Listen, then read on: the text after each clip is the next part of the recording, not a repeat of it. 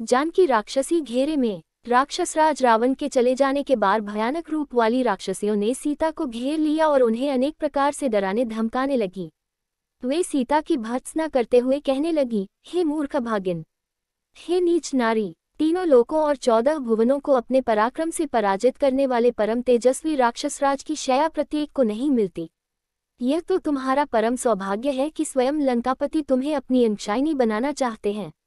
तनिक विचार कर देखो, कहाँ अगाध ऐश्वर्य, स्वर्णपुरी तथा अतुल संपत्ति का एक छत्रस्वामी और कहाँ वह राज्य से निकाला हुआ, कंगालों की भांति वन वन में भटकने वाला हतभाग्य साधारण सा मनुष्य।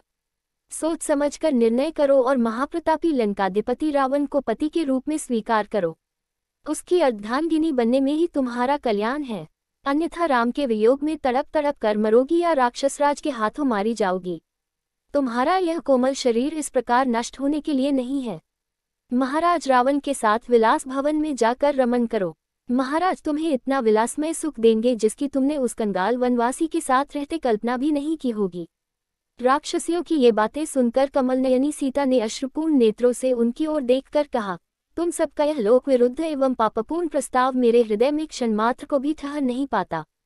एक मानव कन्या किसी राक्षस की भार्या नहीं हो सकती। तुम सब लोग भले ही मुझे खा जाओ, किंतु मैं तुम्हारी बात नहीं मान सकती।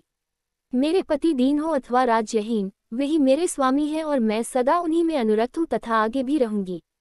जैसे महाभागा शची इंद्र में, अरुंधति महर्षि वशिष्ठ में, रोहिणी चंद्र में, सुकन्या च्यवन में, सावित्री सत्यवान में, श्रीमती कपिल में, मदयंती सौदास में, केशिनी सगर में और दमयंती नल में अनुराग रखती है, वैसे ही मैं भी अपने पति इक्ष्वाकु वंश शिरोमणि श्रीराम में अनुरक्त हूँ। सीता के वचन सुनकर राक्षसियों के क्रोध की सीमा न रही। वे रावण की आज्ञानुसार कठोर वचनों द्वारा उन्हें धमकाने लगी। अशोक वृक्ष में चुपचाप छिपे बैठे हुए हनुमान जी सीता को फटकारती हुई राक्षसियों की बातें सुनते रहे। वे सब राक्षसियां कुपित होकर कांपती हुई सीता पर चारों ओर से टूट पड़ी। उनका क्रोध बहुत बड़ा हुआ था। राक्षसियों के बारंबार धमकाने पर सर्वांग सुंदरी कल्याणी सीता अपने आंसू पोंछती हुई उसी अशोक वृक्ष के नीचे चली आई जिस पर हनुमान जी छिपे बैठे थे। शोक सागर में डूबी हुई विशाललोचना वैदेही वहां चुपचाप बैठ गईं। वे अत्यंत दीन व दुर्बल हो गई थी तथा उनके वस्त्र मलिन हो चुके थे। विकराल राक्षसियां फिर उन्हें घेर कर तरह तरह से धमकाने लगी। विकराल रूप वाली राक्षसियों के द्वारा इस प्रकार से धमकाए जाने पर देवकन्या के समान सुंदरी सीता धैर्य छोड़कर रोने लगी। विलाप करते हुए वे कहने लगी, हे भगवान, अब यह विपत्ति नहीं सही जाती।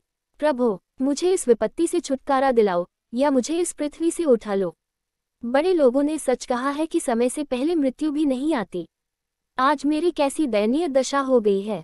कहाँ अयोध्या का वह राजप्रासाद जहाँ मैं अपने परिजनों तथा पति के साथ अलौकिक सुख भोगती थे, और कहाँ यह दुर्दिन जब मैं पति से विमुक्त छल द्वारा हरी गई इन राक्षसों के फंदों में फंसकर निरीह हिरनी की भांति दहकी हो रही हूँ। आज अपने प्राणेश्वर के बिना मैं जल से निकाली गई मछली की भांति तड़प रही हूँ।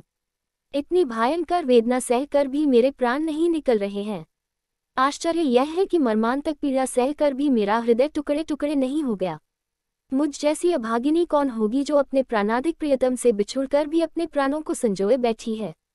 अभी न जाने कौन कौन से डक मेरे भाग्य में लिखे हैं। न जाने वह दुष्ट रावण मेरी कैसी दुर्गति करेगा। चाहे कुछ भी हो, मैं उस महापातकी को अपने बाएं पैर से भी स्पर्श न करूंगी। उसके इंगित पर आत्मसमर्पण करना तो दूर की बात है। यह मेरा दुर्भाग्य ही है कि एक परम प्रतापी वीर की भार्या होकर भी दुष्ट रावण के हाथों सताई जा रही हूँ और वे मेरी रक्षा करने के लिए अभी तक यहाँ नहीं पहुँचे। मेरा तो भाग्य ही उल्टा चल रहा है। यदि परोपकारी जटायुराज इस नीच के हाथों न मारे जाते तो वे अवश्य राघव को मेरा पता बता देते और वे आकर रावण का विनाश करके मुझे इस भयानक यातना से मुक्ति दिलाते। परंतु मेरा मन कह रहा है दी दुष्चरित्र रावण के पापों का घड़ा भरने वाला है। अब उसका अंत अधिक दूर नहीं है। वह अवश्य ही मेरे पति के हाथों मारा जाएगा। उनके तीक्ष्ण बाण लंका को लंपट राक्षसों के आधिपत्य से मुक्त करके अवश्य मेरा उद्धार करेंगे। किंतु उनकी प्रतीक्षा करते करते मुझे इतने दिन हो गए और वे अभी तक नहीं आए। कहीं ऐसा तो नहीं है कि उन्होंने मुझे मरा हुआ समझ लिया हो और इसलिए अब वे मेरी खोज खबर ही न ले रहे हों। यह भी तो हो सकता है कि दुष्ट मायावी रावण ने जिस प्रकार छल से मेरा हरण किया, उसी प्रकार उसने छल से उन दोनों भाइयों का वध कर डाला हो। उस दुष्ट के लिए कोई भी नीच कार्य अकरणीय नहीं है। दोनों दशाओं में मेरे जीवित रहने का प्रयोजन नहीं है। यदि उन्होंने मुझे मरा हुआ समझ लिया है या इस दुष्ट ने उन दोनों का वध कर दिया है तो भी मेरा और उनका मिलन जब असंभव हो गया है। जब मैं अपने प्राणेश्वर से नहीं मिल सकती तो मेरा जीवित रहना व्यर्थ है। मैं अभी इसी समय अपने प्राणों का उत्सर्ग करूंगी। सीता के इन निराशा भरे वचनों को सुनकर पवन पुत्र हनुमान अपने मन में विचार करने लगे कि अब इस बात में कोई संदेह नहीं है कि यही जनकनंदिनी जानकी है जो अपने पति के वियोग में व्याकुल हो रही है। यही वह समय है जब इन्हें धैर्य की सबसे अधिक आवश्यकता है। हनुमान सीता भेंट। पराक्रमी हनुमान जी विचार करने लगे कि सीता का अनुसंधान करते करते मैंने गुप्त रूप से शत्रु की शक्ति का पता लगा लिया है तथा राक्षसराज रावण के प्रभाव का भी निरीक्षण भी कर लिया है। जिन सीता जी को हजारों लाखों वानर समस्त दिशाओं में ढूंढ रहे हैं, आज उन्हें मैंने पा लिया है। ये शोक के कारण व्याकुल हो रही है, अतः इन्हें सांत्वना देना उचित है। परंतु राक्षसियों की उपस्थिति में इनसे बात करना मेरे लिए ठीक नहीं होगा। अब मेरे समक्ष समस्या यह है कि मैं अपने इस कार्य को कैसे संपन्न करूं। यदि रात्रि के व्यतीत होते होते मैंने सीता जी को सांत्वना नहीं दिया तो निस्संदेह ये सर्वथा अपने जीवन का परित्याग कर देंगी। यदि किसी कारणवश मैं सीता से न मिल सका तो मेरा सारा प्रयत्न निष्फल हो जाएगा। रामचंद्र और सुग्रीव को सीता के यहाँ उपस्थित होने का समाचार देने से भी कोई लाभ नहीं होगा, क्योंकि इनकी दहकत दशा को देखते हुए यह नहीं कहा जा सकता कि ये किस समय निराश होकर अपने प्राण त्याग दें। इसलिए उचित यही होगा कि मैं सीता जी, जिनका चित्त अपने स्वामी में ही लगा हुआ है, को श्री राम के गुणगान गाकर सुनाऊं, जिससे उन्हें मुझ पर विश्वास हो जाए। इस प्रकार भली भांति विचार करके हनुमान मंद मंद मृदु स्वर में बोलने लगे। इक्ष्वाकुओं के कुल में परम प्रतापी, तेजस्वी, यशस्वी एवं धन धान्य समृद्ध विशाल पृथ्वी के स्वामी चक्रवर्ती महाराज दशरथ हुए हैं। उनके ज्येष्ठ पुत्र उनसे भी अधिक तेजस्वी, परमपराक्रमी, धर्मपरायण, सर्वगुण संपन्न, अतीव दयानिधि श्री रामचंद्र जी अपने पिता द्वारा की गई प्रतिज्ञा का पालन करने के लिए अपने छोटे भाई लक्ष्मण के साथ, जो उतने ही वीर, पराक्रमी और भ्रातृभक्त हैं, 14 वर्ष की वनवास की अवधि समाप्त करने के लिए अनेक वनों में भ्रमण करते हुए चित्रकूट में आकर निवास करने लगे। उनके साथ उनकी परमप्रिय पत्नी महाराज जनक की लाडली सीता जी भी थी। वनों में ऋषि मुनियों को सताने वाले राक्षसों का उन्होंने संहार किया। लक्ष्मण ने जब दुराचारिणी शूर्पणखा के नाक कान काट लिए तो उसका प्रतिशोध लेने के लिए उसके भाई खरदूषण उनसे युद्ध करने के लिए आए, जिनको रामचंद्र जी ने मार गिराया और उस जनस्थान को राक्षसविहीन कर दिया। जब लंकापति रावण को खरदूषण की मृत्यु का समाचार मिला तो वह अपने मित्र मारीच को लेकर छल से जानकी का हरण करने के लिए पहुंचा। मायावी मारीच ने एक स्वर्ण मृग का रूप धारण किया, जिसे देखकर जानकी जी मुग्ध हो गईं। उन्होंने राघवेंद्र को प्रेरित करके उस माया मृग को पकड़कर या मार कर लाने के लिए भेजा। दुष्ट मारीच ने मरते मरते राम के स्वर में "हाँ सीते, हाँ लक्ष्मण" कहा था। जानकी जी भ्रम में पड़ गईं और लक्ष्मण को राम की सुधि लेने के लिए भेजा। लक्ष्मण के जाते ही रावण ने छल से सीता का अपहरण कर लिया। लौटकर राम ने जब सीता को न पाया तो वे वन वन घूमकर सीता की खोज करने लगे। मार्ग में वानरराज सुग्रीव से उनकी मित्रता हुई। मुग्रीव ने अपने लाखों वानरों को 10 दिशाओं में जानकी जी को खोजने के लिए भेजा। मुझे भी आपको खोजने का काम सौंपा गया। मैं 400 कोस चौड़े सागर को पार करके यहाँ पहुँचा हूँ। श्री रामचंद्र जी ने जानकी जी के रूप, रंग, आकृति, गुणों आदि का जैसे वर्णन किया था, उस शुभ गुणों वाली देवी को आज मैंने देख लिया है। इतना कहकर हनुमान चुप हो गए। उनकी बातें सुनकर जनकनंदिनी सीता को विस्मययुक्त प्रसन्नता हुई।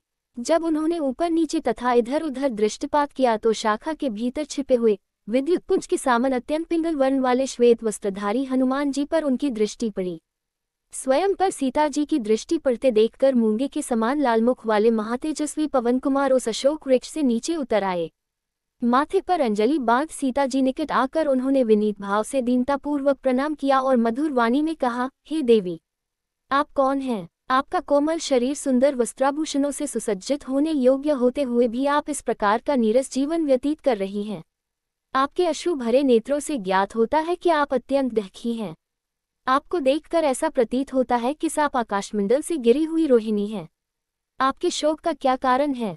कहीं आपका कोई प्रियजन स्वर्ग तो नहीं सिधार गया? कहीं आप जनकनंदिनी सीता तो नहीं है जिन्हें लंकापति रावण जनस्थान से चुरा लाया है?